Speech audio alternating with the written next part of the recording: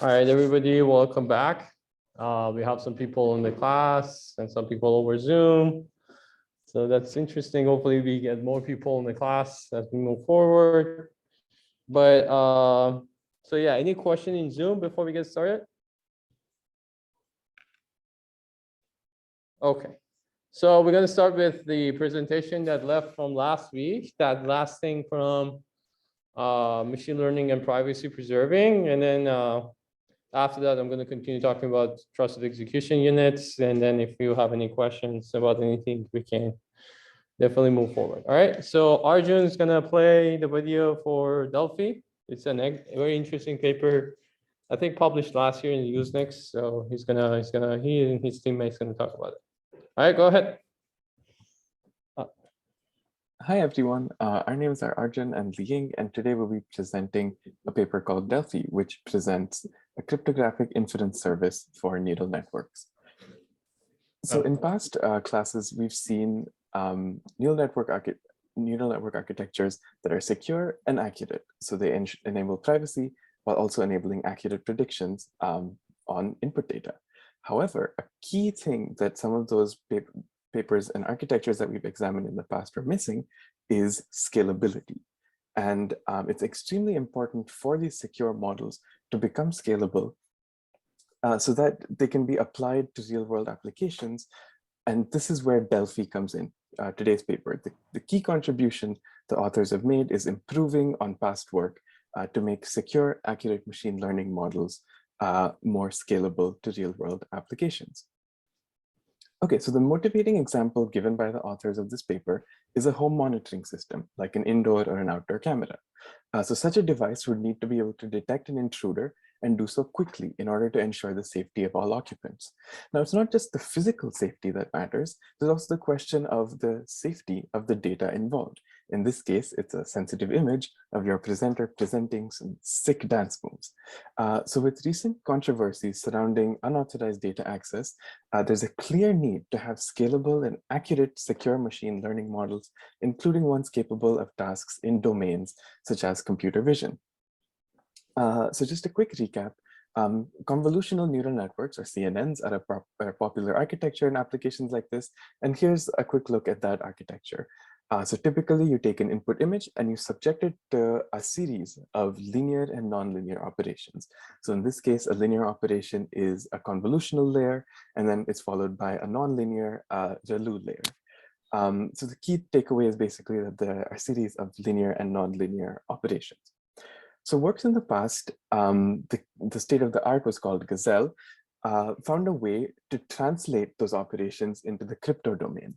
So they used linearly homomorphic encryption for the linear operations and garbled circuits to model nonlinear operations.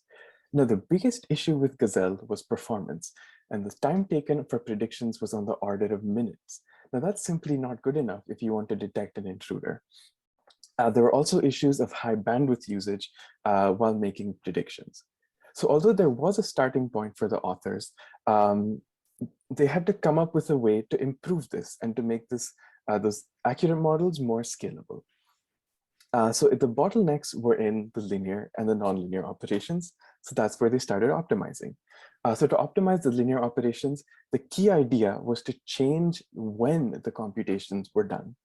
Specifically, since model input to the convolutional layer is independent of the input data, you don't have to wait for that data to be available in the system to compute the shared secret.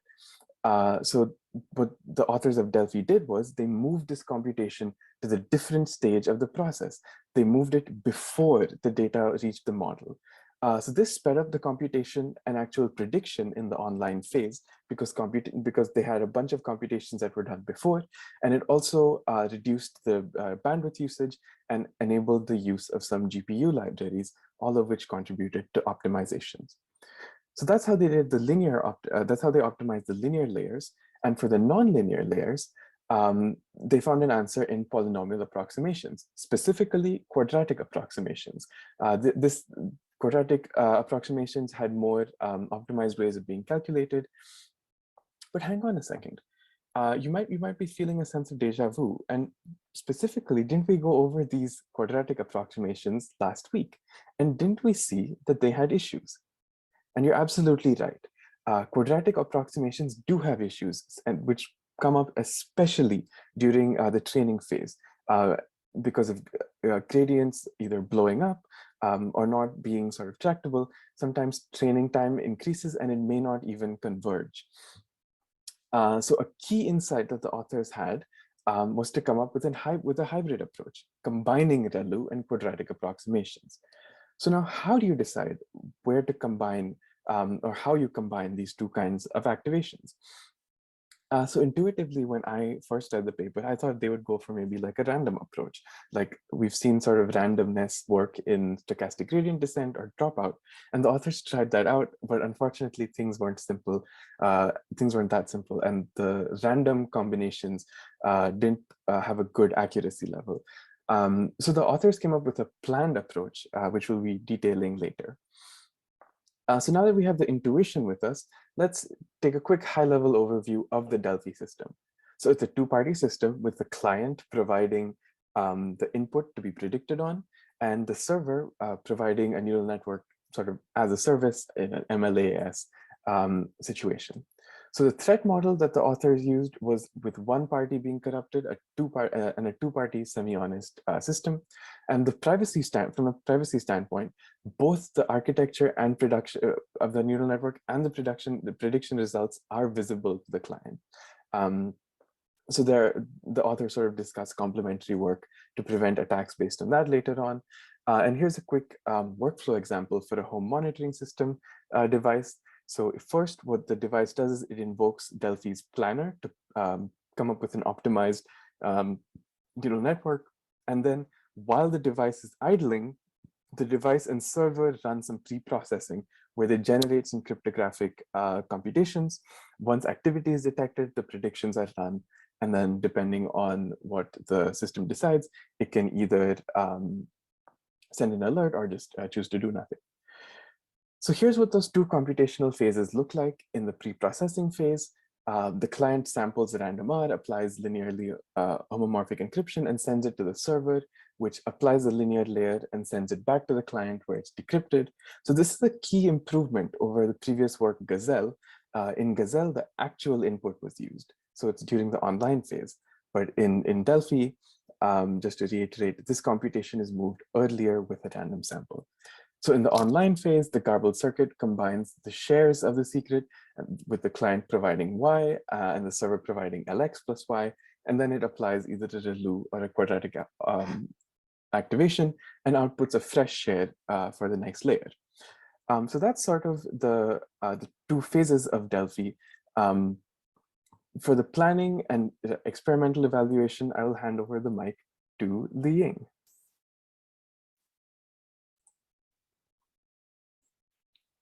Okay, thanks, Arjun. To choose ReLU layers that should be approximated, in the paper, the authors designed an automatic planner. The overview is that the planner uses a neural architecture search algorithm to discover a network configuration that maximizes the number of quadratic approximations while still achieving accuracy greater than some threshold. In this pseudocode, the planner takes the baseline ReLU neural network, the training data, and the constraint on the minimum prediction accuracy T as input. It has a for loop that changes the number of quadratic approximation layers, which is the I here. And in each for loop, the planner uses the PBT algorithm to find the ReLU layers to be replaced with approximation layers and also the optimal training hyperparameters like learning rate. Then the planner tests the accuracy of the new network. If it's below the threshold T, the planner will discard it. Otherwise, the planner will add it to the chosen list of this network F. So finally, the planner returns a list of networks with different numbers of approximation layers and accuracy. So it's like the performance and accuracy trade-offs. And to evaluate the significance of Delphi, the authors started from 3 goals. First, to analyze the efficiency of Delphi's building blocks, and second, the effectiveness of Planner to balance the efficiency and accuracy for realistic neural networks, and third, the latency and communication costs for serving prediction. They tested Delphi on CIFAR-10 using the same structure as in prior work, Minion, and a more complex dataset, CIFAR-100, with using a deep network, ResNet32. They first test the efficiency of moving linear operations to the pre-processing phase. They evaluate the cost of convolution used in ResNet32. And from the figure, we can see that both time and communication costs online decrease greatly. And actually, the online time of Delphi is over 80 times smaller than Gazelle's, and the online communication is over 150 times lower. The second experiment tested improvement using nonlinear operation approximation. They evaluate the amortized running time and communication costs of individual ReLU and quadratic activations. We can see quadratic activation layer takes less latency and communication in both online and pre-processing phases. A remaining question is that, are those quadratic activations replaced by the Planner always effective? And they need to show that the network is not learning to ignore those quadratic activations. And to do so, the authors run planners in 2 modes. One, to find performant networks that use quadratic activations as regular, and another is to replace those quadratic activations by identity function. The identity function is a function that actually does nothing but only output the original input. So if the quadratic activations are ineffective, then networks using the identity function should perform just as well as the ones using quadratic approximations. And the result of these runs for a varying number of non-ReLU layers are displayed in this figure. The red line is the accuracy of all ReLU baseline, and the black line is ReLU quadratic hybrided network, and the blue line is the ReLU identity hybrided network. The black line is close to the baseline, showing that the network chosen by the planner achieves good performance. And the black line is also much better than this blue line, showing that the quadratic activations are really effective in the network. And the fourth experiment tested the ability of planner to find neural networks that offer good performance. The authors run the planner to produce networks with varying numbers of quadratic layers. And this figure shows that networks found by the planner always have fewer activations than the ReLU baseline. So the planner is effective at finding realistic neural network architectures. And the last experiment is the overall comparison between Delphi and Gazelle. Here, Gazelle uses the ReLU baseline structure. They are tested on Minion, trained with CIFAR-10, and ResNet32 trained on CIFAR-100. These 2 figures summarize the improvements for network found by Delphi's planner, and the blue charts are those of Delphi, and they have a shorter total execution time and less total communication data transfer. For more detailed evaluation, the authors compared the time and the communication required to execute the pre-processing phase and online prediction phase. In the pre-processing phase, we can see from those 4 figures that Delphi initially needs more time and more communication to in the pre-processing phase. This is because Delphi additionally performs linear layer pre-processing compared to Gazelle. But when the number of non-ReLU increases in a network chosen by Delphi, the time and communication costs drop below those of Gazelle. This is because the garbling circuits for ReLUs are far more expensive. So when the number of quadratic approximate activations increase in Delphi networks, the total time and communication costs drop greatly. And for the online prediction phase, we can see that Delphi always outperforms Gazelle. This is because Gazelle uses homomorphic encryption online to process linear layers, and this causes significant communication costs during the online prediction. So in summary, Delphi effectively decreases the time and communication needed during prediction, making privacy prediction networks more feasible in practice.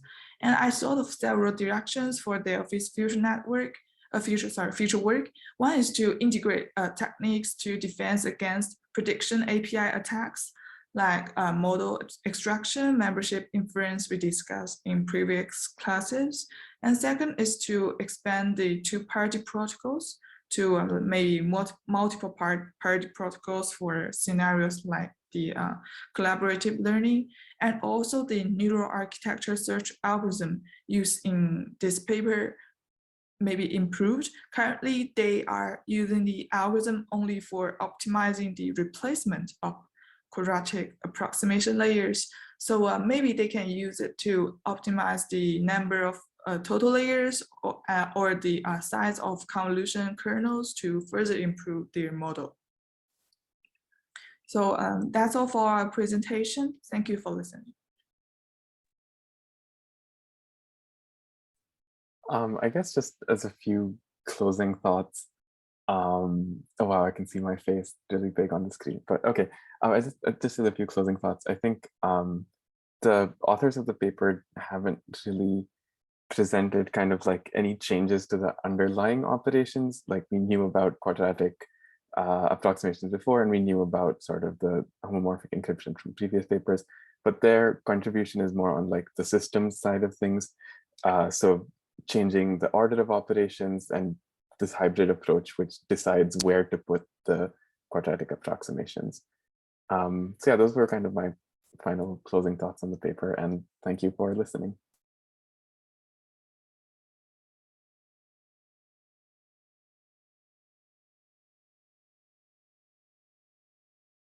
All right, thank you. Can you hear me, guys? Cool. All right. So any questions from Zoom or from people here? We're good. All right. Yeah. So this is like kind of like state of the art in privacy preserving, really. So what we are standing right now is some sort of these hybrid methods that we are seeing in this paper. And there are a couple of newer paper after this to kind of like continue this trend where neither of, multi-party computation or homomorphic encryption or secret sharing, none of them are actually offer a response, a solution that's kind of like offer all the challenges that we are facing. So what we can do instead is kind of like combining them and kind of like trying to get the best of all of these different words. And that's the goal right now we are doing. But we should wait and see what we are where we are going after this. Basically, are we continue to do this, or are we going to come up with like significantly faster, for example, homomorphic encryption mechanisms, and so on, or maybe the ultimate solution lies in things like even non-homomorphic solutions. So we still don't know, but it's still very exciting area of research actually. All right. So let's go back to the presentation here.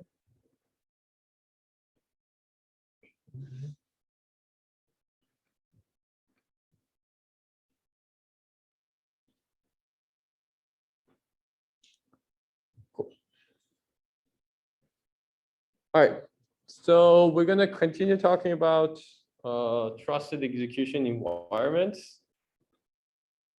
And all right, cool. And so last time we kind of talked about this idea that the trust has to start from somewhere, right? And we said that essentially we put the trust in hardware and say, okay, the hardware is the one that we trust. And then we come up with this bootstrapping method that starting from hardware, we build on top of the hardware and goes all the way up, right? And we said that eventually the goal is, securely boot the operating system. And then once we have the operating system, then we just, hand in the control to operating system, and the operating system is the one that's, managing and do the trust for us.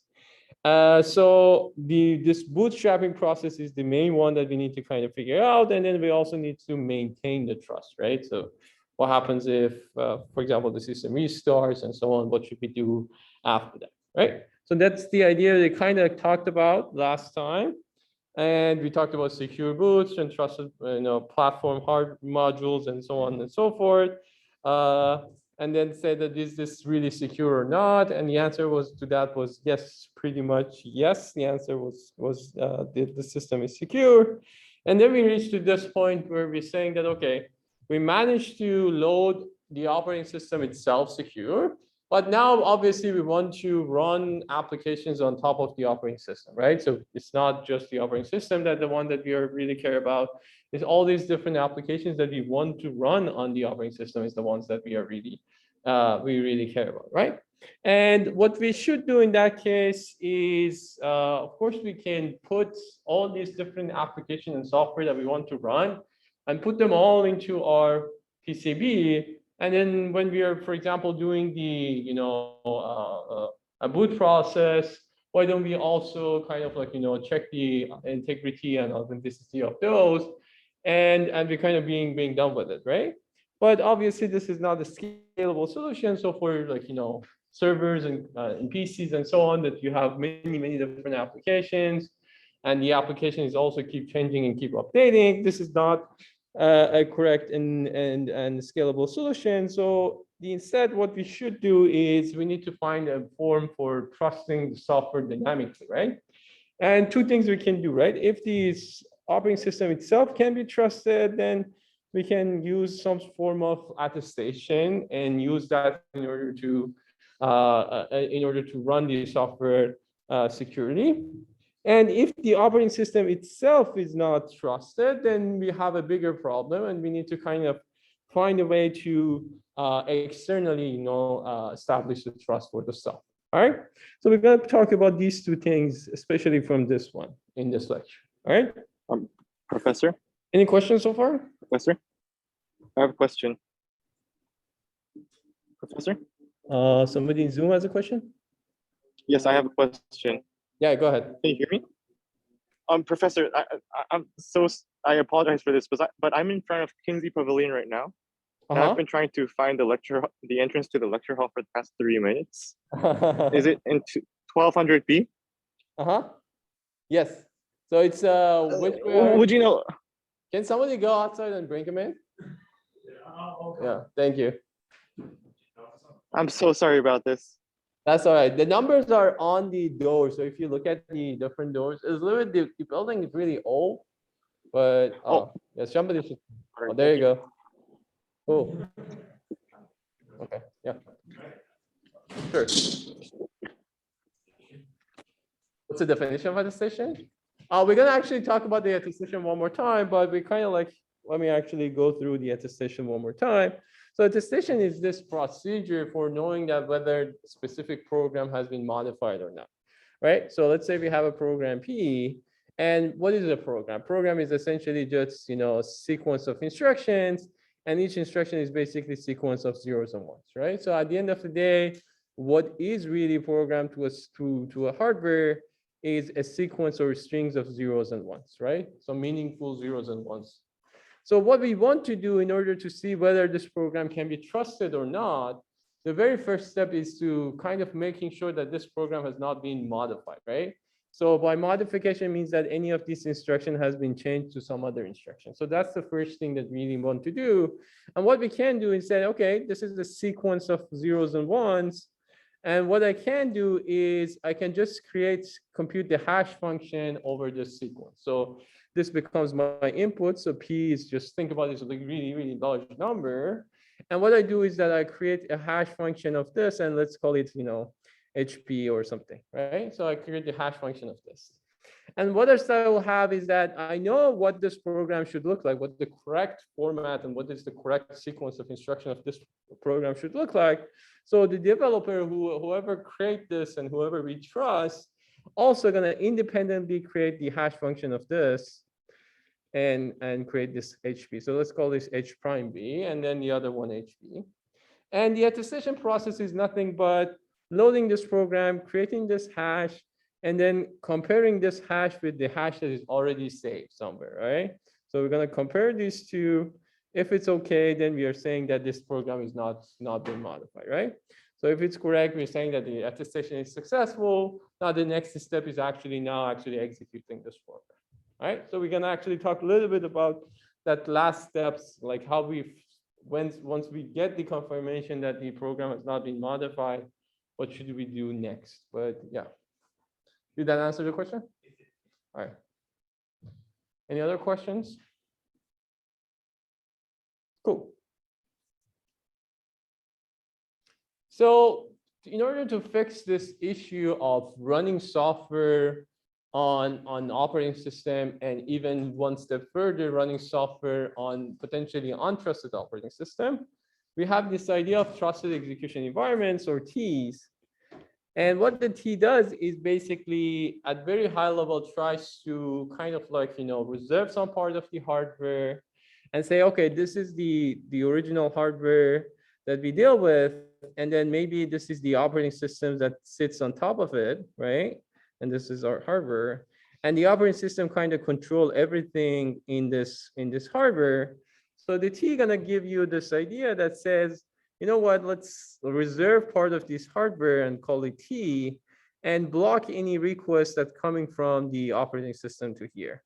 All right, so what we're gonna do is that we're gonna probably have some sort of secure runtime or secure OS that directly talks to this. And what we're gonna do is that we're gonna put this into our TCP as well. And this way, when we are booting the system, we're gonna first make sure that this runtime, which is very minimal piece of code, is actually unmodified. And this one kind of sits hands in hand with the actual operating system. Then we're gonna hand the control to the operating system, but the operating system cannot, access certain part of the hardware, including some part of the memory, some of the registers, so on and so forth. And it can only talk to this runtime if the operating system wants to actually access to that part of the hardware. And since this is actually indeed is trusted, the same way that we trust the boot sequence, then we can always make sure that this one is the one that's actually accessing this with certain rules and steps and so on that we're going to discuss. All right. So this way we kind of like prevent this part of the hardware from any sort of outside system that we don't care. We are worried that's going to be malicious, right? And the second thing, as I said, is the attestation. So if the operating system can be trusted, then we need a mechanism for what's called attestation in order to make sure that if you want to run a software on top of this operating system, how the operating system actually verifies the correctness and the trustworthiness of this application. All right, so we're going to talk about attestation later in the lecture. Any question here? Yeah. OS operating system calls to hardware part, the TPM part of the hardware are blocked, so that we can restrict access. Right? So how would the software access those? I mean, how is that mechanism set up? Doesn't it also go through the OS? So if you have software that is untrusted, it first goes through OS. If you want to access some part of the trusted hardware, it has to talk to the runtime system, or it could be secure OS, whatever we want to call it. And the secure OS would be actually accessing that. So it would be an intermediary that's kind of like to handle this for us. And it's not easy. It's not straightforward. It's not as efficient as the one application just directly talks to the software, to the normal operating system. It would be a much more slower process, but on the other hand, it will give us the security that we want. Like, what if there is an attack on the operating system, which like whenever it tries to make a call to the trusted execution environment, it will just like let's say we overload that function, which is like going to call the trusted execution environment, and it will just block that function. So it has no way to like like if we are successfully able to overload that function, then like it has no way to contact the EE, and eventually it won't be able to perform any operation.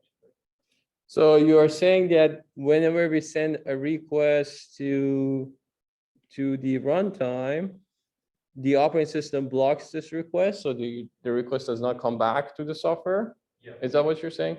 Yeah, that could be possible. It's kind of like a denial of service kind of situation. Yes, generally, an operating system can perform denial of service attacks, but that's one of those attacks that software can easily find. So we are usually thinking about this software as some remote user that remotely tries to access that hardware. And of course, if the user sees that the request that he or she sends does not get any meaningful response, then she can quickly realize that the system is compromised. So at least she's going to know that. But of course, the question of like, how do we do in order, what should we do to prevent denial of service attacks? That's a separate story. That certainly, I mean, generally Ts are not that much, worried about denial of service attacks in the systems. But yes, the operating system can basically block every request that comes to it, no matter what. One possible workaround would be that the software directly talks to the runtime system. There are options for doing that as well. So for example, the Keystone paper that two of you gonna present next week kind of like propose this idea that you can also bring the app into the runtime environment and fix that issue as well if you want to. Any other questions? Cool. All right, so now let's talk a little bit more about this thing. So first of all, before actually moving into the trusted, you have a question? No? Okay. So let's see what's the role of the operating system generally is in securing systems. So generally we have this, apps or software. We have different apps, right? And we have the operating systems that sits below it. And then we have, hardware that kind of sits here, right? So what the operating system does is basically it creates some sort of isolations between applications, all right? So if one application tries to, reads the other application memory content or register content, that's typically the operating system jobs to block that, right? So operating systems that is not compromised, what it does is basically blocks any of these requests, and that's what you normally expect from any operating system that you have. On top of it, there's usually, an additional layer of security here that, not, for example, the application cannot really read all the part of the kernel memory, cannot really access to certain part of the hardware or memory and so on. And for that, we kind of like have, level of privilege, right? So we have like a root level access, we have hardware level access, and so on and so forth. User level access, which is like the lowest privilege. And typically the operating system is the one that manage this and enforce this. So if you're root level, the amount of control that you have to fundamental things in your computer is much more higher than if you are at the user level, right? So the operating system kind of give us these two things, but as I said, there are two problems, right? The first problem is what if the operating system itself cannot be trusted, right? And the second thing is that what if the operating system is compromised? So either we entirely don't trust that entity, even if the operating system is not compromised, or we do trust that entity, but for some reason the operating system has been compromised, right? So for example, one of these apps managed to penetrate into the operating system. Now the operating system is compromised. So no longer this, for example, this separations is valid. So this application will be also impacted by this fact, right? So we want to come up with scenarios that regardless of what happens beneath here, this application is always secure, right? So that's what we're looking at. Any question here? Yeah. So is it assumed that if a program has access to the operating system, it now has no access? Not necessarily. It might or may not, right? So what we are saying is that the operating system is the one that enforces that sort of privileges, right? Some applications might have root level privileges, some application may not have, and that's depending on what level of privileges you have, then you might have access to more things, right? So you can change part of the kernel, you can access maybe to part of the drivers that's in user mode you cannot, and so on and so forth. All right, cool. So two main use cases. One is what we usually call trusted computing. So the use cases for the T's is either trusted computing or confidential computing. The difference is this one is saying that, you know, we want to make sure that if the operating system is compromised, we still manage to run things, right? And this one is just saying that we don't trust the computer at all. Can we still use it?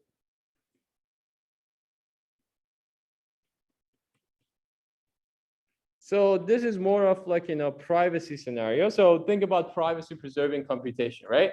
Remember when we said that, you know, we have an edge and we have a cloud, and the problem really is that data that exists in the edge cannot be really sent to the cloud because this is a private data. So all those things that we discussed, such as, you know, homomorphic encryption and multi-party computation and so on and so forth, was to fix this problem. Trusted execution environments actually is another solution for that problem. It can give us this opportunity for confidential computing. We're gonna actually talk a little bit about it, all right?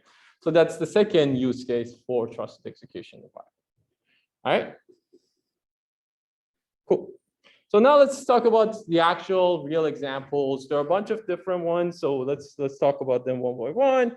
So there are the most famous one is the Intel SGX and ARM Trustzones. ARM Trustzone very recently this summer actually provided a completely new paradigm called confidential computing architecture, or ARM CCA, which kind of like, you know, adds and builds on top of this trust zone. We're not going to talk about it, but probably after the lecture, you can actually take a look at it and see what it is. And there are a bunch of different, you know, methods in the academia, including Sanctum and Sanctus and Keystone and so on and so forth.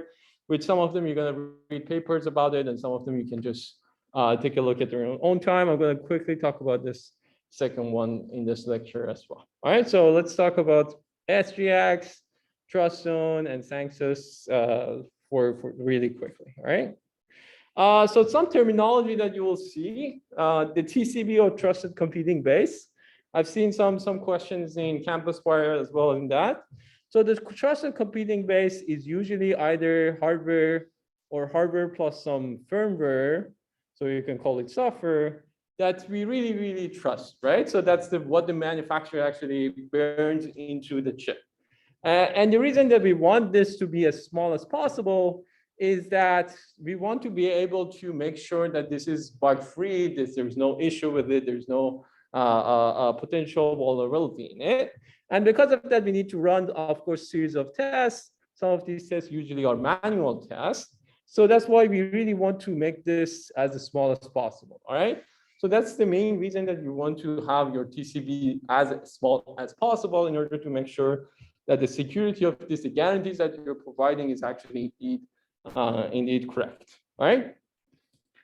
Then there's the concept of measuring.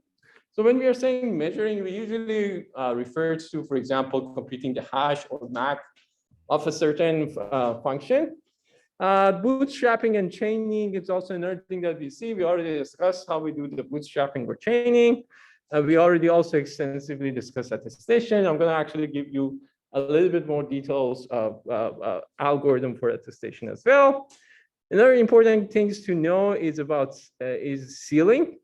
So when we are saying sealing, it means that we have, let's say, a piece of data. And what we want to do is that we want to store this data. We want to put it somewhere and store it. So sealing is usually this process of wrapping this such that only under special circumstances this wrapping can be removed, all right? And the most common ways of doing this is actually encryption.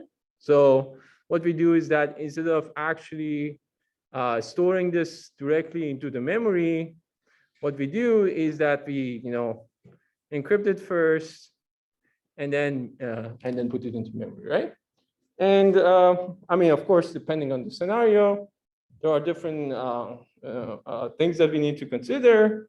But when we usually refer to sealing, which means that when we want to compute something and we want to store something, we first apply encryption or other methods before actually storing it into the memory.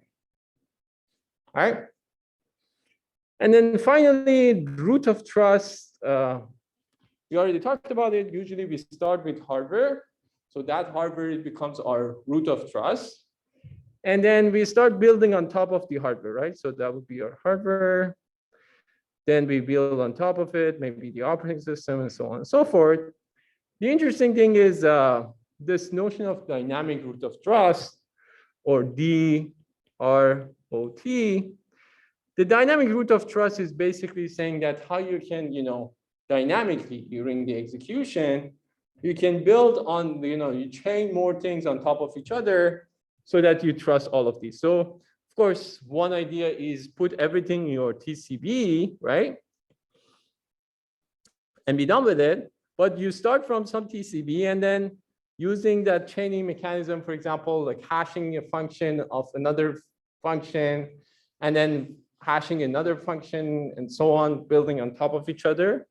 For example, we add this software 1 to our trusted chain, then software 2 and software 3, and so on and so forth. We basically use things like hashing or attestation in order to dynamically increase our root of trust, right? So we typically refer to this as dynamic root of trust, right? Because it's not static, so the static part is this TCB, but the dynamic part is actually a method that we kind of expand the trust to more software and software. All right. Any questions?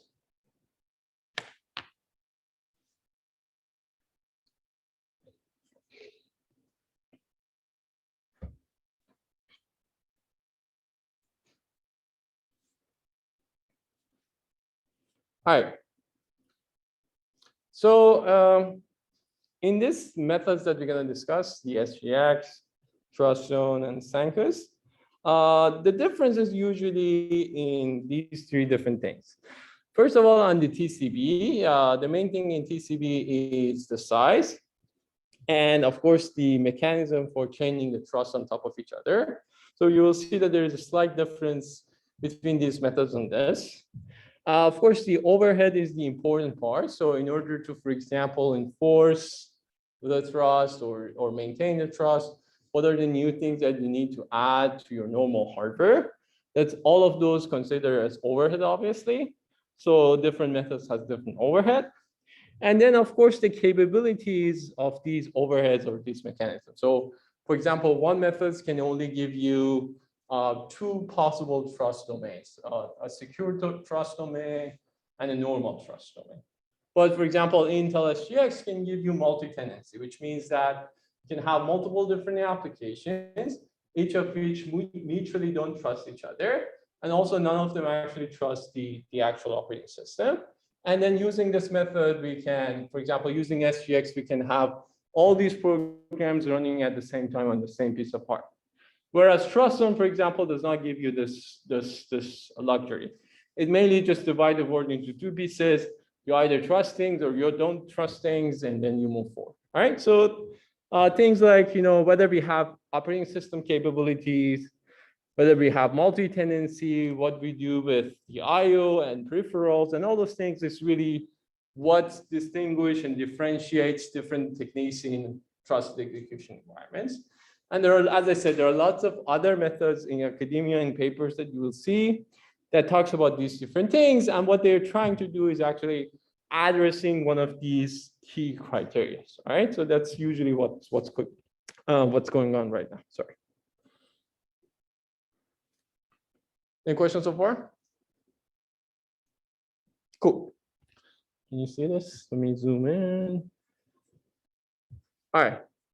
So at very high level, this is what you usually see in any of these team environments. So we typically have a remote app here.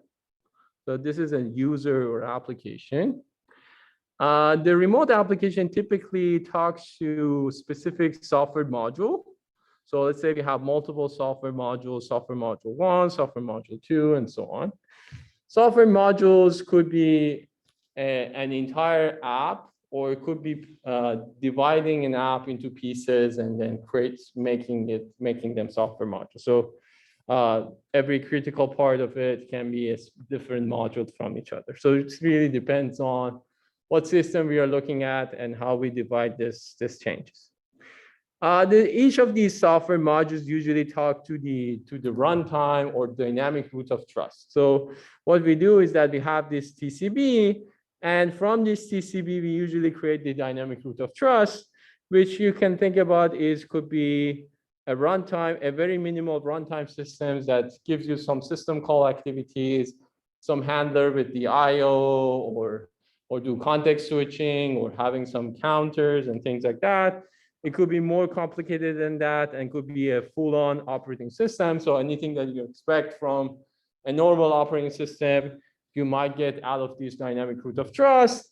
And sometimes it's just a bare minimum runtime system that just, the only thing that it does is just run things, just start the PC and do the context switch for you. So what you really get from this dynamic root of trust depends on two things. One is really what you want to get. What is the criteria that you're looking at? For example, if you are at the server level,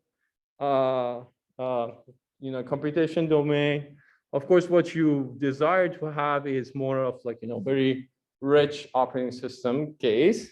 But let's say if you are in the IoT domain or edge computing, probably you don't need to have a full-on operating system. But what you would need probably is just something that can help you with some sort of real-time scheduling and handling IOs and so on. So this dynamic root of trust is actually that.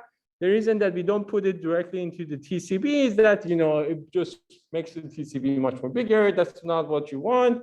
So that's why you put that usually dynamically added to your trust. All right. Any question here?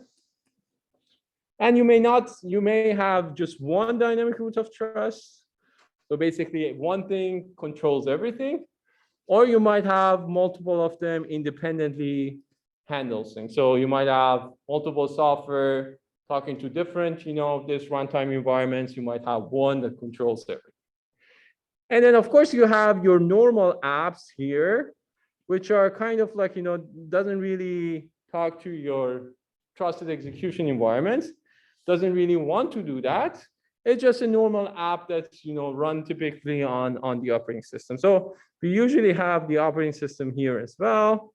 This is your normal operating system. So if we didn't have this part at all, this would have been your normal computation that you would have get, right? So that's the system we get.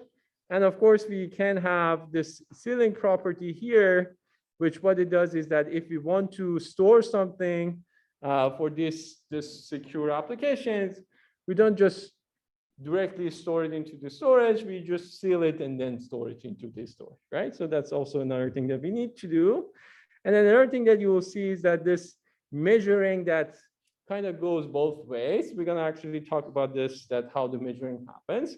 The reason for that is actually, bi-directional is that, first of all, the software does not trust the dynamic root of trust because we are talking about the privacy concerns that we might have. And on the other hand, the dynamic root of trust may not necessarily trust the software module at first, and then after that might trust it, right? So the measuring happens both ways. All right. So that's kind of like the general structure of all these trusted execution units that we see in the either academia or industry and standards. Let's see if there's any questions. Questions here? All right. So the first thing that we already talked about was TPM, or Trusted Platform Modules. we said that's kind of the standards on most of the hardware systems that we have. The capabilities was basically, we said that trusted platform modules are this very minimal hardware that we usually put in the motherboards. And what it has is basically some sort of keys and secrets, some very minimal functionalities like hash functions and max and so on. And then usually some sort of, information about, attestations and values. And again, kind of like additional secret information here. And in some rare cases, you might have utility functions that you might need in like pseudo-random generators and so on and so forth in the trusted platform modules as well. But typically, these three are the key things. Some keys, the secret key and private key and public key, and some functionalities such as hash function calculation and so on. And then some sort of values for the attestation in order to, for example, create the secret roots and so on. But that's kind of like helps us for creating the dynamic root of trust. And that was the operating system, but it's very, very limited, right? Because essentially we cannot really, beyond the boot sequence, we cannot do anything else, all right? So to fix that, the very first thing that's kind of like implemented and proposed very long time ago is this TXT technology, trusted execution. I don't know the last T, but the idea is kind of like address this issue. And TXT, what it does is basically saying that, you know what we can do is that establishing a new trusted environment on top of what we have before. But the way it does is that it's just, let's say you have, you boot your system and you have the operating system kind of running. This TXT is that if you want to, let's say, for example, run software X that requires, requires to be executed in T environment. What it does is that it basically stops everything and then switch to running this piece of software. And then it's just give all the resources, exclusive access to all the resources that this hardware has, and say that, okay, you just run as long as you want. And then you're going to have access to everything in the memory, all the registers, and so on and so forth. And then either the TXT module, controlling module, or the software itself decides to, end or pause. And at that point, you kind of like, again, pause here and switch back to the normal mode of the operating system. All right. So that's very basic things that you can think of, right? So we need trusted execution environment. What we can do is that, load the operating system. If we really need trusted execution environment, pause everything, just switch to the, trusted mode, gives everything to the trusted mode because we don't care. The trusted mode is the one that is trusted. Start executing things, and then we switch back to the operating system whenever that software is done. All right. So that's really what the TXT technology was doing at that time. All right. Obviously, the problem was, the overhead, right? And it's the major problem was it was suspending everything else. So whenever you really wanted to run something in the T, you have to just pause everything else that you had, and then start running your your software. And just think about that if you want to continuously do that, right? So the overhead of pausing everything, restoring everything, and so on becomes so large. And the other problem was, very rarely you have one single software that just runs for its own. You usually want to have some sort of collaboration, interaction, and so on. Even one software needs to talk, for example, to drivers, talks to system calls, and so on. So it needs the operating system for some activities. But TXT doesn't really provide all of those things that we want to. All right. So to fix that, Intel proposed, I think it was in 2008, 9, something, the SGX technology. And the main idea in the SGX technology was that instead of creating one TXT, they kind of say, okay, we have this technology for TXT, let's bring multiple of them and putting them all together. They call each of these what's called a hardware enclave. And then what happens is that the words basically becomes either normal apps that talks to the operating system, or we can always create this bunch of these enclaves. And every app would run in one of these enclaves. And we can, for example, run 64 or 128 of these enclaves, depending on how large the hardware is. So we can just predefine enclaves and run things on them. And for each one, what we can do is that providing this level of security and so on. And this way we kind of like, everybody would be happy, right? So we're gonna have pool of applications. Some of them would be enclaves applications and some of them would be normal applications. And the hardware gonna, depending on how much they can support, they can run some of them and switch to others and so on and so forth. So that's the major idea of SGX, right?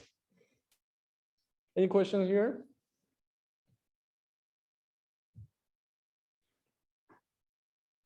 Let's have a very quick break for a few minutes and then we can talk more about SGX, all right?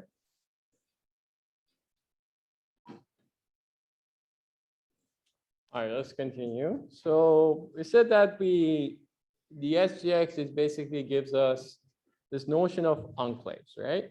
So how do we actually implement this? There are lots of details that, you know, if you're interested, you can go and read. But really, very basically, the main thing that happens in Intel SGX is that, of course, we have memory, right?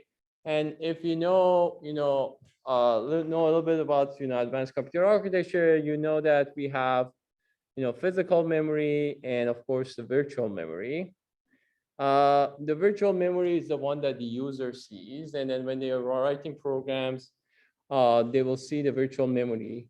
The idea of the virtual memory is giving this illusion to every user that they have access to the entire memory in a private manner, right? So if you see the virtual addresses for user number one, for application number one, application number 2 and 3, they think that they have, like, for example, to the power of 32 values for the addresses, right? But in reality, the physical memory is something that is limited, right? Depending on how much RAM you have installed in your computer, that could be 2 gigabytes, 4 gigabytes or something, right? So there should be some sort of translation between the virtual memory and physical memory. The first thing that usually been done is that instead of doing it by bytes or 2 bytes or 3 bytes or something, we just usually combine this into a notion of what's called a page, which is usually like a 2 kilobytes worth of data. So we put this and gather them and call it page. And then we're gonna have some sort of tables that sits here. And we're gonna say that, whatever page that we're gonna access it, we're gonna record the actual mapping between the virtual domain and the actual physical domain, right? So we're gonna, for example, map this page here to here. And in reality, what happens is that although each user thinks that it has access to the entire 2 to the power of 32 memory addresses, in reality, every user is going to use very, very small amount of data, right? And what happens is that actually goes into the actual memory. So for example, the memory in the virtual domain is going to be very sparse. So it's going to be something like that, looks like this. And then we can what we can do is we will just map this to different parts of the physical memory. For example, here, here, and maybe here, all right? And this way we can kind of put many different applications on the same physical memory. All we need to do is that we take this one. Now we have, let's say, another virtual space here, a bunch of different, pages. We're gonna use this table here, or sometimes even a separate table, and then it's gonna store things in different part of the memory.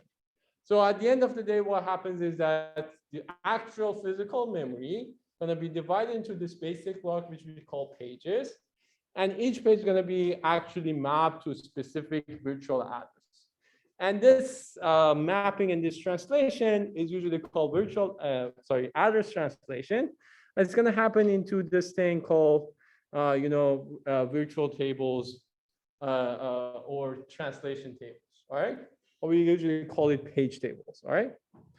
So page tables is just nothing but this table that says, okay, this address from this processor, this page table from this page number from this processor, gonna map in reality to the actual this physical address and physical table. All right.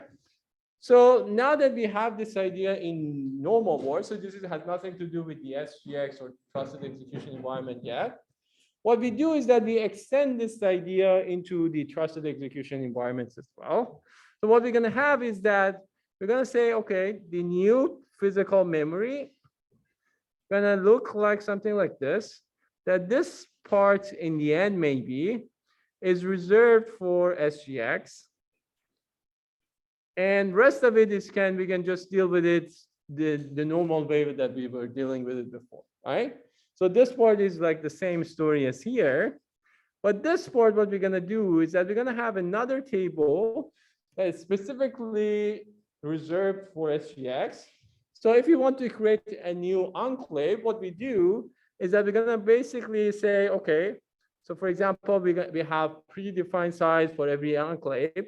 So we say, for example, this portion goes to enclave number 1. Then maybe the second portion here goes to another SGX.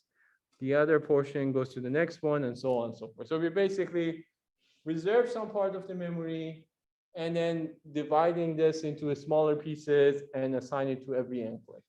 The downside of this is obviously the size of the enclaves cannot be bigger than something.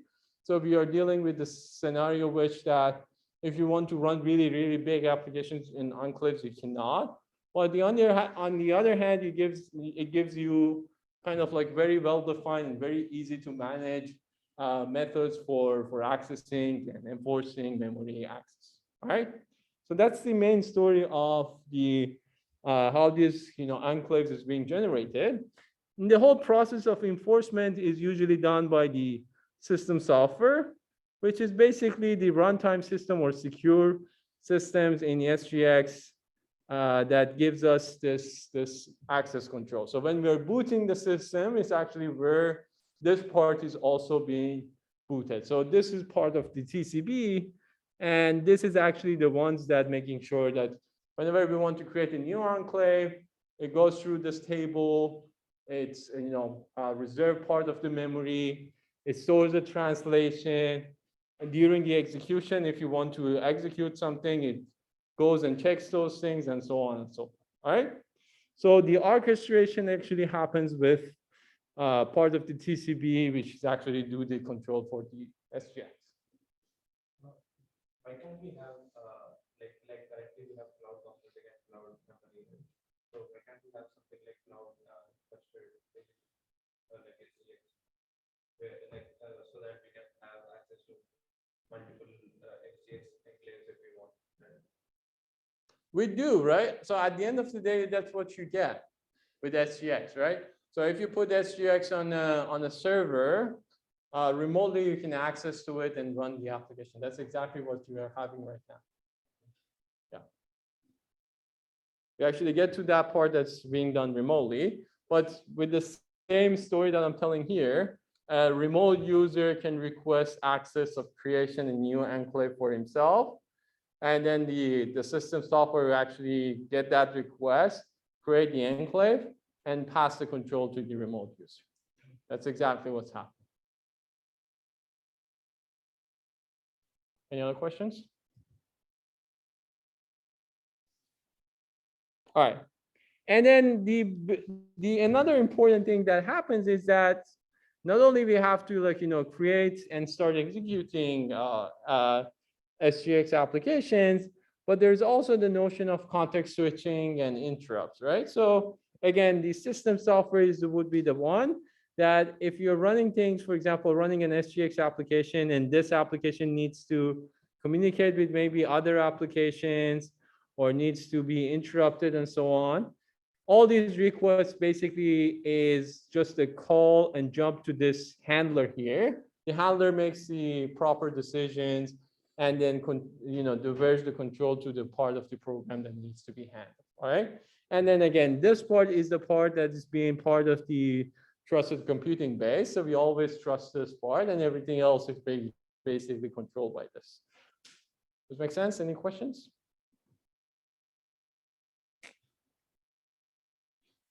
All right, so how do we initialize this? Essentially, the initialization is the system software. So let's say we want to run a new SGX application, a new enclave.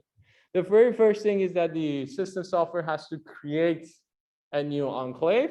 So first of all, the system software itself is being trusted during the boot process. So this part is trusted. Now we want to create a new enclave.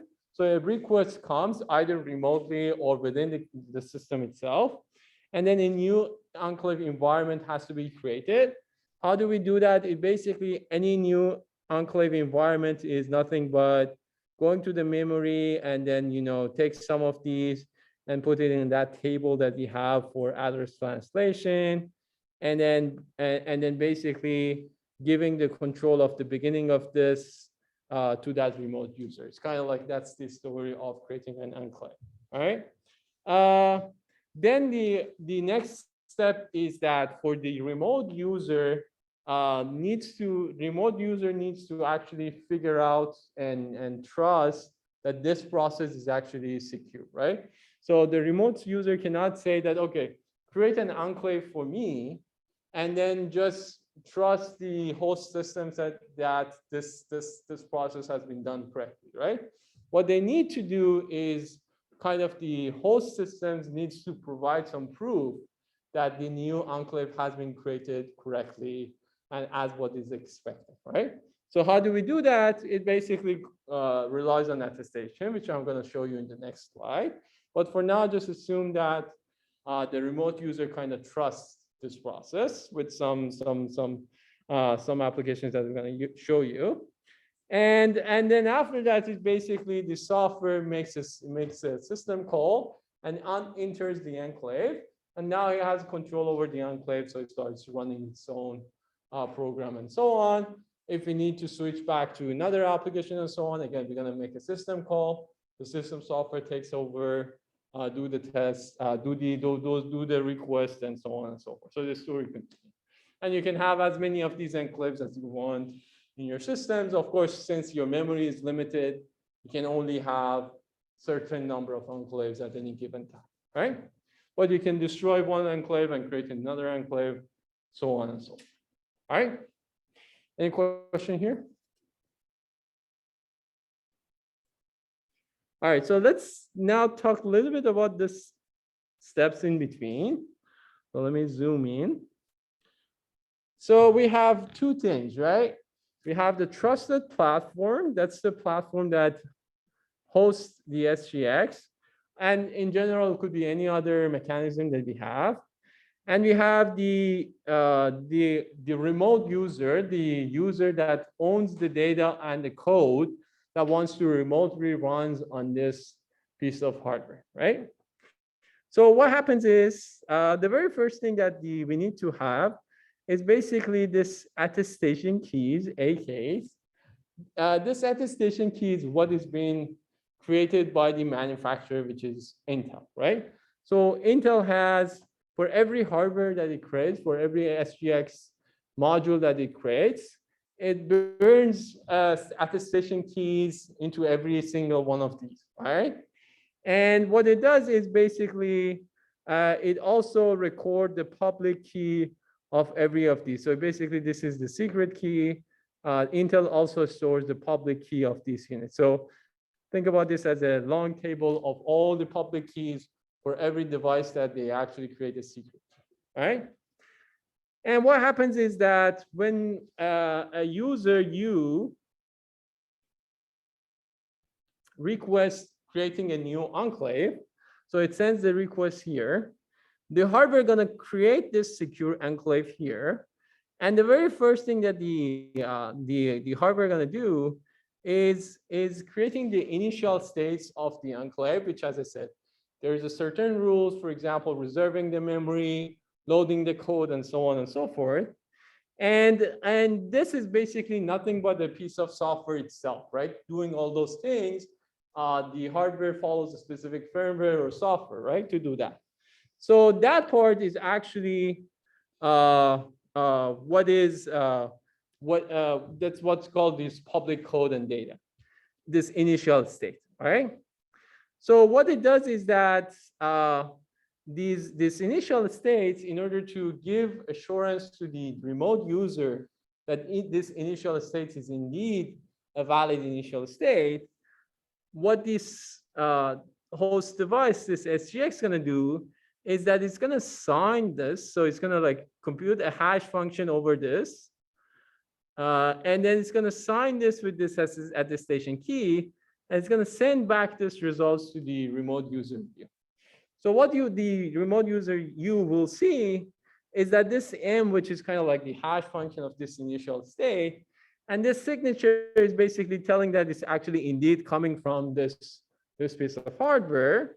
And this M, since this M is actually, the initial states of SGX is not something secret, everybody knows that. M's can also do the hash function of that.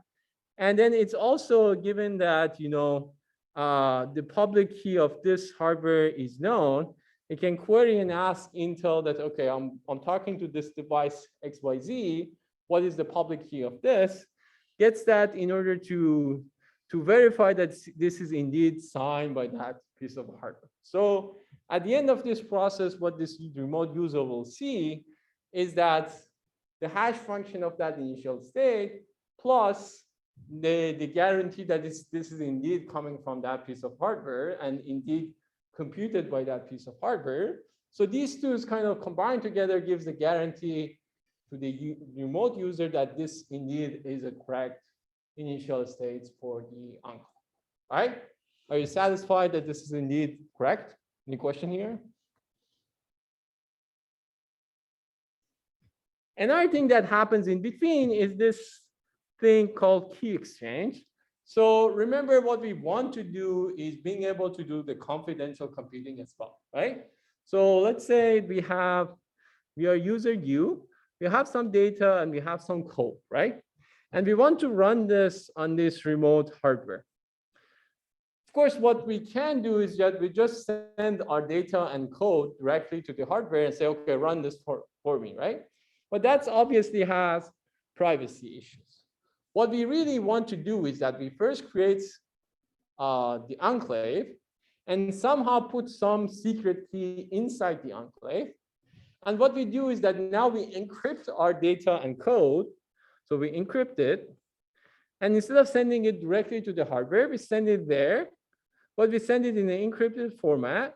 But since we actually put the keys inside the trusted execution environment, inside the enclave can decrypt this code successfully, but the hardware, the outside, the operating system cannot, because the operating system does not have control over, does not know what the secret key is, right? So the key here is that inside the enclave and the outside user has somehow magically needs to find a way of sharing the secret, right? And this has to be done on the fly because we keep creating new enclaves and destroying enclaves and so on and so forth, right? So that's where this key exchange idea comes into the play, where we didn't really talk about the key exchange, but the key exchange is what method based on usually Diffie-Hellman, which kind of like, after some round of communication, the two users will understand a common secret between each other, right? So that's where this idea actually happens. So the key exchange basically this between the user and inside the enclave, they're gonna share this GA and B, and the key is gonna be actually GA times B, and this would be the key that's gonna be sent over to the data owner. I'm not gonna go through the actual algorithm for key exchange, but what happens at the end of the day is that after this point, the user has access to the key K. And inside the enclave, we also have access to the key K. But the interesting thing is that this part is not known to the outside operating system. Remember that all these things happened inside the T itself, right? So the hardware, the operating system has no way of accessing this. So after this point, this one has access to key K. The user also has access to the key K, all right? So now what the user will do is that now we'll encrypt the data under key K, sends the secret code and data here. And now since the enclave has also access to the K, but the operating system does not have access to the K, it's going to decrypt this, and now it's going to get the secret code and data. And now it's going to start executing this code that it has just received, all right? So it's going to do that. It's going to compute some results, obviously, because at the end of the day, that's what we're looking for. And instead of sending the results in plain text, again, it's going to encrypt it under this key K. And then send it back to the user. The user can easily decrypt this and get the results, all right? So after this process, the operating system sees nothing. The only thing that the operating system sees is basically just some encrypted some encrypted messages and some encrypted results. But inside this enclave, we managed to load any arbitrary code and data. And we managed to not only get that, also execute that, and creates the results and send the results back. And also not only that, but also you see that the user initially does not trust this trusted execution environment. It only trusts and sends this information after it gets this signature and this hash function of the initial state, right? So there is this mutual untrust between the user and this hardware, this trusted enclave that exists. And this clever method is basically adders both of these problems. All right. Any question here?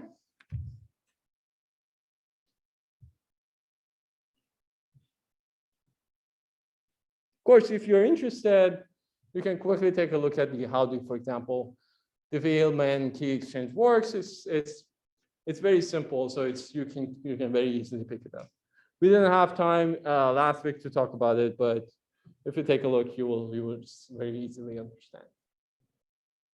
All right.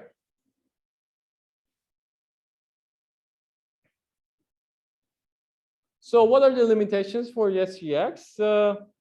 Handling I/O and interrupts is a big challenge in SGX because essentially what should happen is if we want to, for example, access specific part of the I/O, typically has to just have exclusive access to one enclave.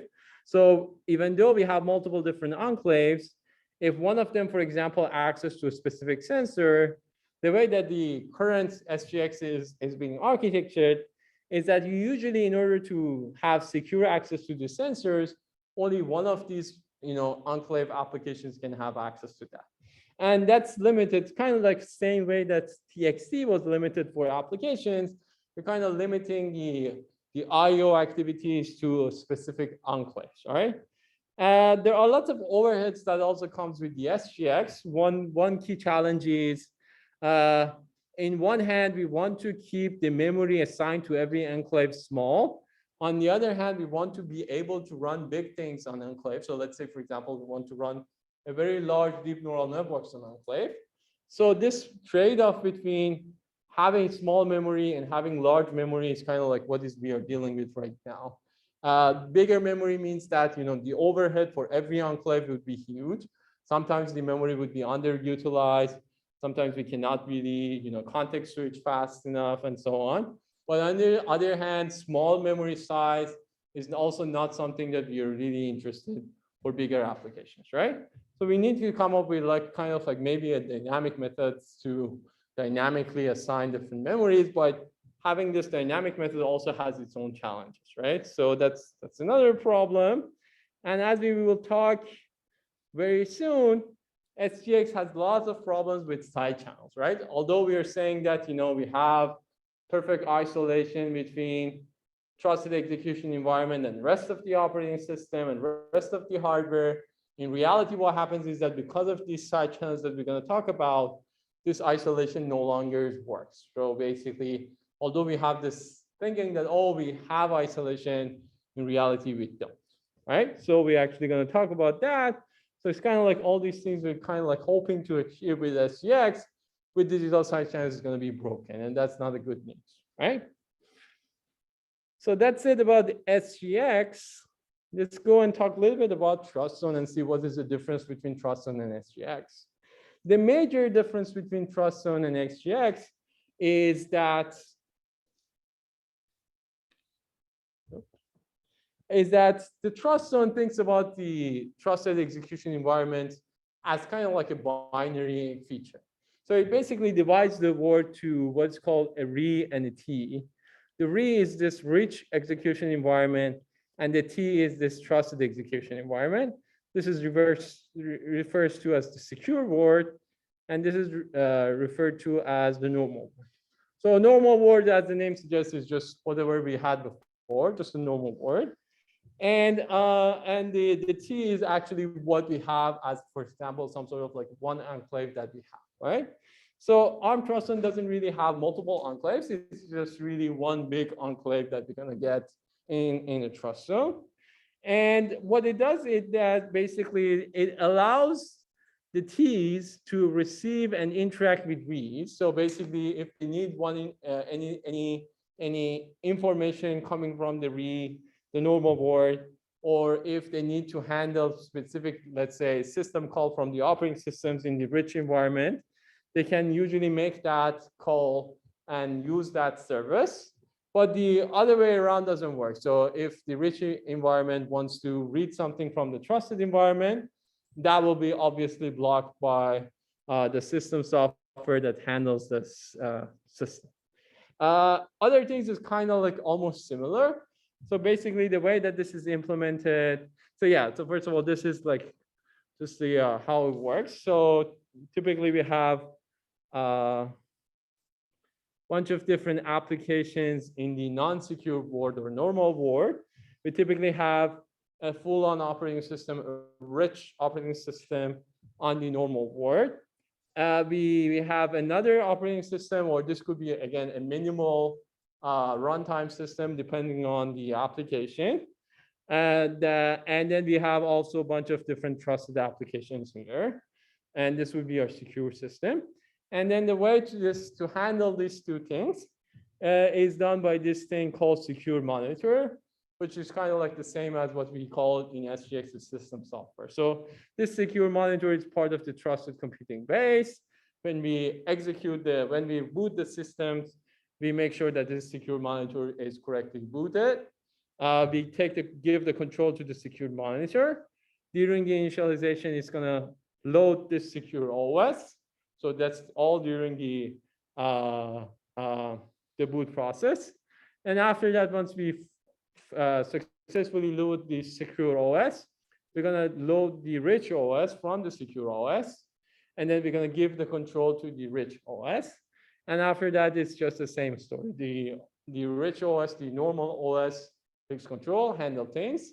If we need to switch to the secure world, we have to go through this path here. So we go to secure monitor, secure monitors, if needed, goes to the secure world.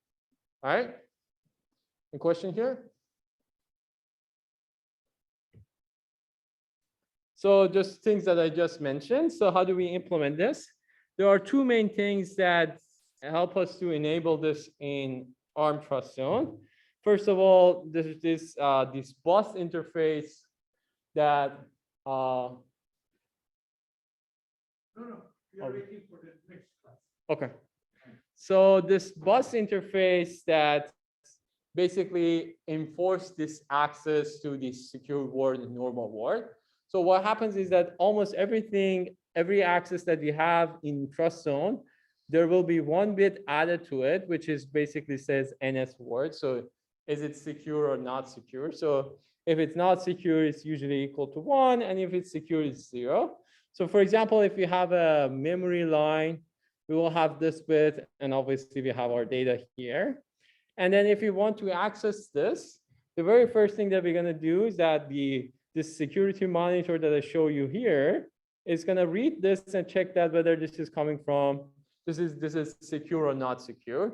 If the request is coming from the secure word and this bit is not equal to 0, then it means that this request has to be blocked, right? So it's kind of like a tag system that's propagated to every important data that we have in our system. So everything would be added with by 1 bit. And then if any access that comes in from the secure word, it first checks that 1 bit. If it's matched, then it means that it is allowed. If it's not, then it will block. All right, so that's the major and very simple idea to actually implement this in hardware, and the overhead is not that bad either, right? So we're basically just adding bits, single bits to all this critical infrastructure and data structure that we have, and the control is also pretty quick. We just have to check 1 bit as well, and then in order to execute this, usually there's just one execution engine. And then the monitor really decides whether to run applications in the normal world or in secure world. You might have like multiple of them running at the same time. And typically, in order to make sure that there is no leakage of information between these two, just because of sharing the same hardware, we usually do this time slicing between running normal world applications and secure world applications. So we typically context switch between them. And that context switch usually done with the security monitor. So typically, if you want to context switch between the normal mode and secure mode, we go to this thing called monitor mode, which is basically just make sure that everything about the normal world is restored. Everything about the secure world has been properly saved and deleted. And now we can easily switch back and forth between the normal world and secure, right? So that's usually the way that this is being implemented. Any question here?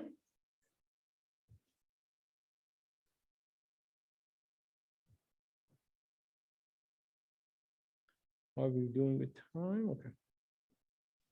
And then the initialization, I kind of talked about it, but let me just go over it one more time quickly. The system boots, first of all, boots the security monitor and boots into the secure world. So that's where we get our secure OS or secure runtime. Then from the secure OS, we boots the normal OS. And now we're doing normally, everything is going to be done normally in the normal OS. In order to switch back to the secure OS, basically one instruction has to be executed. This is a privileged instruction. So not all the instructions, all the users at the user level can easily just switch to the secure world. They actually being able to execute specific instruction in order to do that switch. And then what happens is that Trust is basically gives you lots of different APIs for doing things like remote attestation, secure data provisioning, the same idea that I told you that you have your data and you have your code and you are a remote user and you want to run these things on the enclave. So the same story goes for Trust as well. So you can do all those things that you want exactly the same way that I described it in the SGX. The only difference is that you won't get completely isolated enclaves from each other. You get one big secure domain that's kind of like shared between all of these things together. All right. Any question here? But again, you have the ability for remote attestation and all those things. So everything that I said in SGX is almost similarly valid in TrustZone as well. All right. So limitations for TrustZone, of course, the fact that we only have 2 words is the biggest issue because we really don't have isolation between applications inside the TrustZone. You might be able to do some isolation if you want to using different different runtime systems, but again, that wouldn't be as perfect as what we would get in SGX, for example, because there is by design we have this isolation.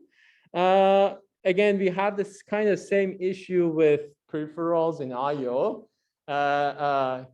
Either like in the entire secure world, we're going to access to the same I/O. So for example, if only one of these apps wants to access the IO, but the other apps in the secure wards, we want to kind of block them from accessing the specific sensor or something.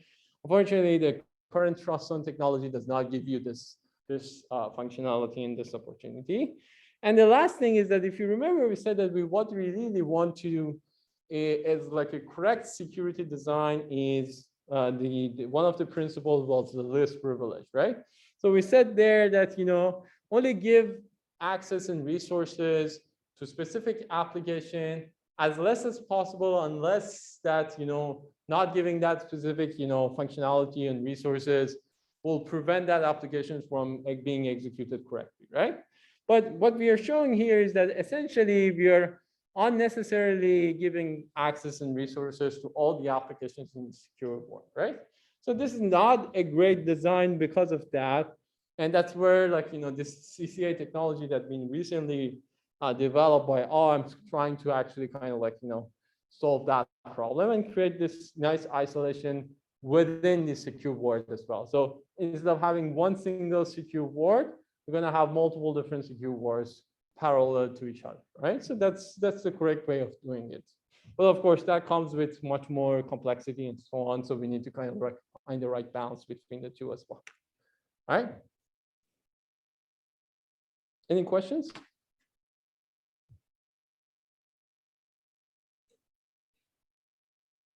So let me very quickly go over two other things. So these are more high-end server style, processor style systems, especially SGX. Trust Zone is kind of sit in between. So it has the capability of running rich OS and so on. So it can be used for example, high-end mobile devices, tablets, and this kind of class of computers. It also has, M1 class, Trust Zone as well, which is kind of used for more embedded systems. But there is large number of works and papers that specifically target very lightweight systems, very lightweight edge systems. And the main difference there is that typically on very lightweight systems, you won't have rich OSs. You don't need rich OSs because typically these are very, very well-defined task-based kind of scenarios, right? So we're talking about cyber physical systems, we're talking about IoT systems and so on. That doesn't really need to context switch continuously between multiple applications. You either have only one application or very limited number of applications. So here, what we usually get is that very lightweight and very, thin runtime systems that helps us with scheduling, helps us with maybe managing IO and things like that, right? So in that case, these assumptions that we have about, there will be this huge system software that handles everything for us and so on, may not be the greatest idea, right? So that's where these different ideas come into play. For example, this one, basically what it does is basically saying that every app can have multiple different sections, like data section, code section, and so on and so forth. And what we're going to do is that, for example, in order to make sure that the application is actually running correctly, all we need to do is making sure that this code section is not being modified, right? So what it does is basically saying that just whenever we want to install things, just define where these sections are and know exactly where in the memory they are stored. And what we're going to do is that we're going to store these into the memory. And then we're going to say that, okay, this part is, for example, code and data section. This is the protected data section and so on and so forth. And then for every single program that we have, we're going to kind of assign a row into what is called secure memory part or vault in this specific scenario. So this protected storage area. And we're going to just, save the addresses of these points here. And then we're going to kind of encrypt this information here into the main memory. And what we're going to do is that if we want to run things, we're going to look at the PC, the program counter, and we only allows to run things if the program counter and this values here is actually the same and the same exact range. So for example, if you want to write something, so everything would be read-only. If you want to write something, you have to be within the same range of the same code that you're trying to read. In other words, if this is software 1, if you want to change something in software 1, only software 1 can change things, right? Why? Because if I'm executing this, the PC would be here, and the PC would be in this range of here to here. And I already know what this range is. So we are basically calling this kind of like self-checking trusted platform modules, where the idea is that only each software, so when we are loading them, if we load them correctly and without being modified, and we know that this values here also is not modified, after that is automatically guaranteed that nobody except the software itself can change things within itself, right? So if, for example, other part of the memory, another application tries to change things inside this memory, since this PC is in this range and not in this range, it will be automatically blocked. All right, does it make sense? Any question? So the idea is kind of simple, but very effective. So we're basically saying that each software only can, change things within itself, and nobody else can really change anything there. The problem is that everything has to kind of be statically saved into the memory. Everything we should know beforehand, where this starts, when does it end, and all those things, right? But this is like, mainly targeted for things like edge devices and IoT devices that we exactly know how many applications that we have, the size of each application and everything else, right? So everything is predefined. And the only thing that we need to know and we need to do during the runtime is actually enforcing this fact here that if something is being written to the memory, it only has to come from the PC that is within that range. If we can kind of like, enforce this, then we are good to go. And obviously we need some sort of protected storage area as well. And that part's usually protected by this key here. So the idea is that if somebody wants to change that, it has to have access to the key, and the key is only has been access to the specific user who directly using this piece of hardware and so on, right? So this way we kind of like make sure that this system is not modified, it's not attacked. Any question here?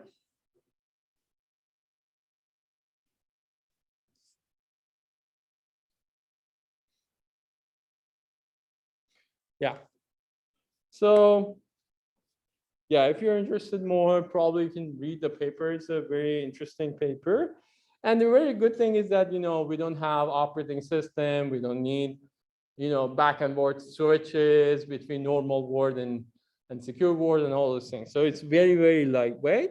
And it's very useful for scenarios that we want to intentionally be lightweight. But on the other hand, we don't have, we cannot dynamically create enclaves. You cannot destroy enclaves and all those things, right? So lots of flexibility is kind of being sacrificed for simplicity and giving us the performance and the power overhead that we would want, right? So this is like a good trade-off that we can pay. And then there are also lots of other techniques such as Keystone and newer ones, Sanctuary, and so on and so forth. Some of them, as I said, it's going to be on the reading list. I think already you have read them. Some of them, if you're interested to know more, spend some time and read about them. As I said at the beginning, the goal really, the active area of research in this is basically trying to address those main metrics that I mentioned at the beginning. So for example, we want to have very, very low overhead systems for example, edge devices.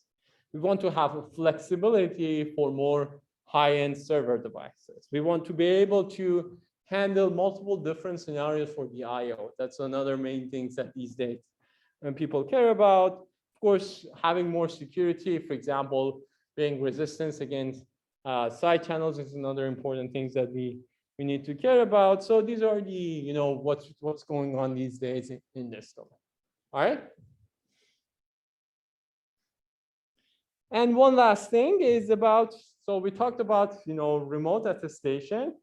And we said that sometimes we can do We want to have, full hardware support in order to have isolation and create trusted execution units. But sometimes we don't necessarily need that, right? So for example, we want to make sure that specific software is not modified, right? And we do trust the operating system or the firmware on that system. The only thing that we don't trust is whether that specific application has not been modified, right? And there we don't need to go through all this process of having specialized hardware and so on, because having specialized hardware has its own problems. The main thing is that we need specific designers to go to design that. The cost of that is much more higher and so on and so forth, right? So sometimes the only software solutions is what we are really looking for. And the idea is, so first of all, there are two challenges with this. Before going to how to do it, let's see what are those challenges and then talk about the solutions. The first challenge is that, you can check the correctness or attestation of specific software, but what you cannot guarantee is usually the making sure that once you check the attestation and start executing the software, how do you guarantee that that software is not interrupted and it's not switching back to some unknown or untrusted scenario, right? So what the trusted execution environment gives you is that not only gives you the assurance that the software has not been modified, but also gives you the assurance that it's going to be executed fully and going to give you the results. The remote attestation does not give you the second part. It's just going to tell you that, this software that you really care about has not been modified. And what happens afterwards is really not something that we can provide you with help. And that's the idea of remote attestation. It will be helpful in some scenarios, but it may not be useful in other scenarios.